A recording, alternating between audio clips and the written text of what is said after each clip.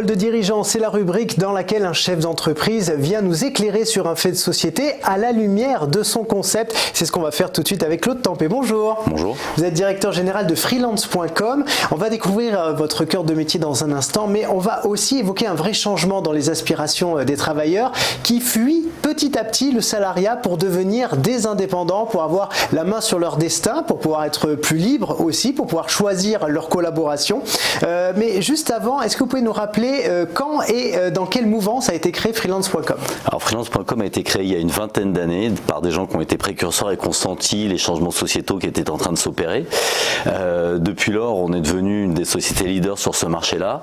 C'est effectivement, il y a depuis quelques années un vrai changement sociétal profond avec de plus en plus d'indépendants, de plus en plus de volonté d'être indépendants, accompagné par une prise de conscience des entreprises que désormais, elles avaient beaucoup d'intérêt à travailler avec des externes, des indépendants pour gagner en flexibilité, pour gagner en réactivité, pour mieux maîtriser leurs coûts, pour avoir accès à plus de compétences.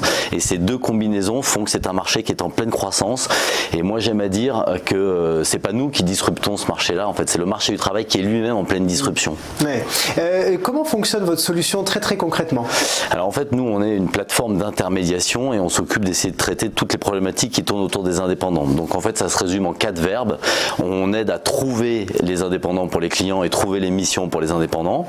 On porte les indépendants, c'est-à-dire qu'on offre des solutions administratives de gestion qui leur permettent d'être pris en charge entièrement.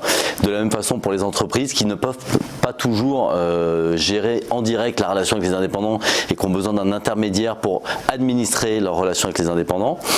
Ensuite, on sécurise la relation, c'est-à-dire qu'on s'assure que les deux parties sont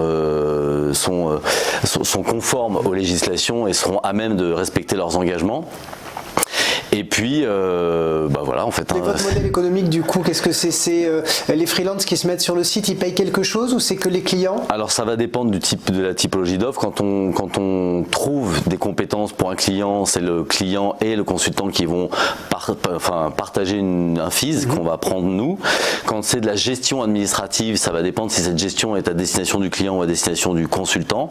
Et pour la sécurisation, c'est quelque chose qu'on fait de toute façon et qui est offert, en fait, qui fait partie de notre service pour garantir qu'on amène à nos clients des consultants qui sont parfaitement en adéquation avec les lois.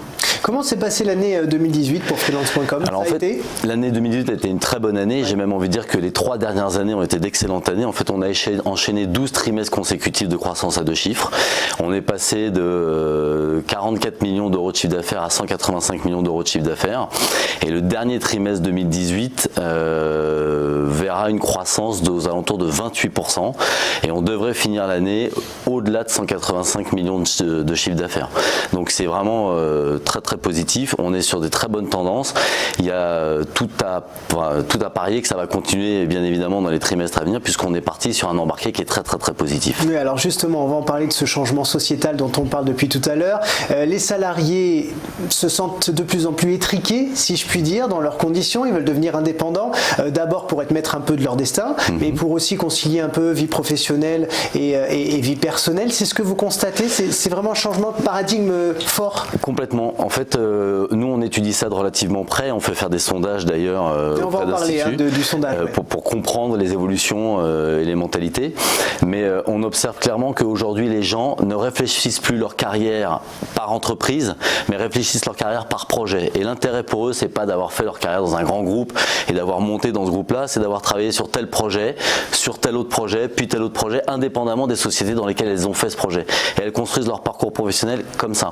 Et ça, c'est bien évidemment beaucoup plus facile quand on est indépendant, puisqu'on choisit soi-même son client, son projet, sa rémunération, son temps de travail, son lieu de travail, etc.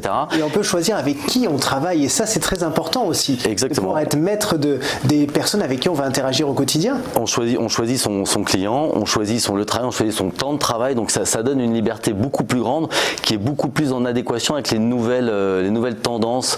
Beaucoup des jeunes, des milléniums comme on les appelle, ont envie d'un meilleur équilibre vie privée, vie professionnelle et se reconnaissent beaucoup mieux dans cette aptitude qu'ils ont quand ils sont indépendants à concilier la vie professionnelle et la vie privée en ayant le choix. Ouais, alors là sur le papier c'est très joli, mais il y a aussi quand même beaucoup de risques. Il n'y a pas tout le monde qui est fait pour être indépendant parce qu'il faut avoir aussi quand même une certaine exigence personnelle, je dirais. Il faut aller voir les clients, il faut faire de la facturation, il faut faire tout ce que son entreprise en étant salarié fait. Tout à fait. Donc c'est pas fait pour tout le monde non plus. Non, c'est vrai que alors nous on est plutôt sur un créneau autour des prestations intellectuelles, donc qui sous-tend que des gens ont une certaine compétence, qu'ils ont une certaine aptitude justement à gérer, à administrer leur parcours professionnel tout seul. Mais il faut aussi comprendre que des sociétés comme nous sont là justement pour les aider, les accompagner. C'est-à-dire que nous, quand on aide des consultants à trouver des missions, on fait leur agent commercial. Quand on fait tout l'administratif pour eux, eh ben, on fait ce que faisait leur entreprise avant et on leur délivre par exemple un bulletin de paye au travers du portage salarial et donc ils n'ont rien à gérer. Donc des entreprises comme nous sont là justement pour faciliter et accompagner cette mouvance et ce transfert du salariat classique vers le monde des indépendants. Et c'est ça qui crée l'accélération de ce mouvement parce qu'elles se sentent accompagnées, elles ont des interlocuteurs pour les aider, elles ont des gens qu'elles peuvent voir pour leur permettre de les aider sur l'ensemble des sujets qui vont être les leurs. Mais elles ne sont pas lâchées dans la nature, quoi. Donc exactement, ça rassure tout le monde. On parlait tout à l'heure du sondage. C'est un sondage que vous avez mis en place avec l'IFOP. Ouais. C'est un premier baromètre sur les nouvelles formes de travail. Donc qui dit premier baromètre dit qu'il va y en avoir d'autres. Je vais juste donner quelques chiffres, on va les commenter ensemble. 14% des actifs occupés envisagent de devenir indépendants dans les 5 ans. Ouais. 51% d'entre eux veulent expérimenter le portage salarial, qui est cette nouvelle forme de facturation qui existe depuis très longtemps, mais enfin sur laquelle les Français ne sont pas encore très au point. Et 48% estiment que ces nouvelles formes de travail indépendant devraient être une priorité du gouvernement. On est vraiment sur une vraie tendance. Tout à fait. Alors nous on lance comme je disais tout à l'heure, c'est le marché qui se disrupte en fait, et nous on accompagne ces disruptions. Donc on a besoin de comprendre la façon dont ce marché évolue et quelles sont les tendances et les attentes des différents acteurs de ce marché-là. C'est pour ça qu'on a lancé ce sondage et qu'effectivement on va en lancer régulièrement pour voir les évolutions.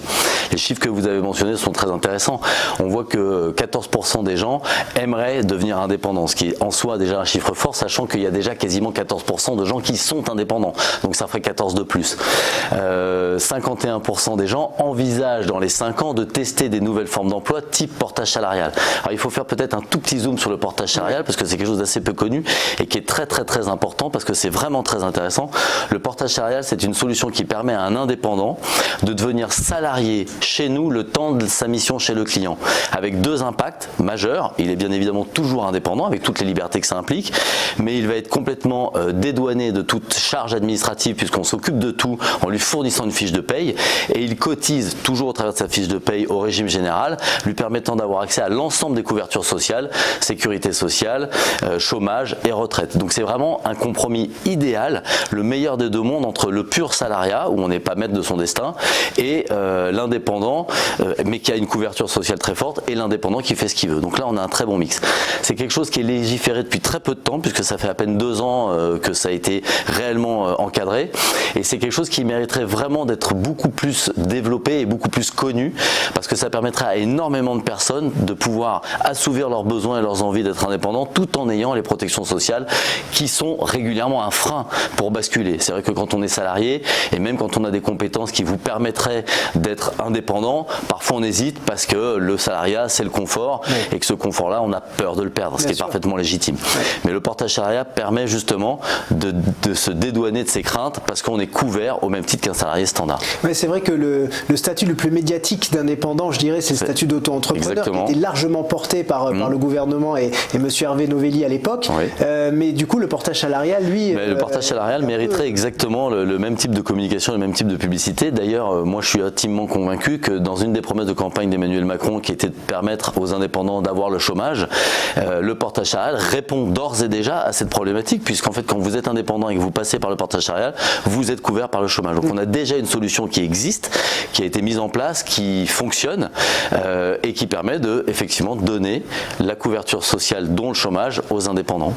Pour conclure, quelles sont vos actualités pour 2019 ? Qu'est-ce qu'il y a de neuf ? Alors nous, on est évidemment sur le trend de 2018. On vient encore une fois d'enchaîner 12 trimestres consécutifs de croissance croissance à 2 chiffres, dont le dernier trimestre 2018 avec une croissance de 28%. Donc on va continuer sur cet élan, on va continuer d'accentuer cette croissance parce que c'est très important d'essayer d'être un acteur prédominant sur ce marché-là en pleine construction. On travaille et on réfléchit régulièrement à faire de la croissance externe, bien évidemment, parce que c'est un marché qui est très éclaté et qui serait naturel de penser à le consolider un petit peu pour essayer de faire des acteurs plus forts, plus prédominants sur ce marché-là et pour aider à sa construction. Voilà, c'est des sujets sur lesquels on va continuer d'avancer et de se battre, même si on est toujours à l'affût d'essayer de comprendre et de maîtriser les nouvelles tendances, les nouvelles attentes, les nouveaux usages de ces indépendants et des entreprises qui les utilisent bien évidemment, puisque tout ça fonctionne de pair, pour essayer d'être au plus proche et de développer des services qui soient le plus à même de répondre parfaitement à leurs attentes. Eh bien, merci beaucoup Claude Tempé d'être venu nous en parler ce matin. Je rappelle que vous êtes directeur général de freelance.com.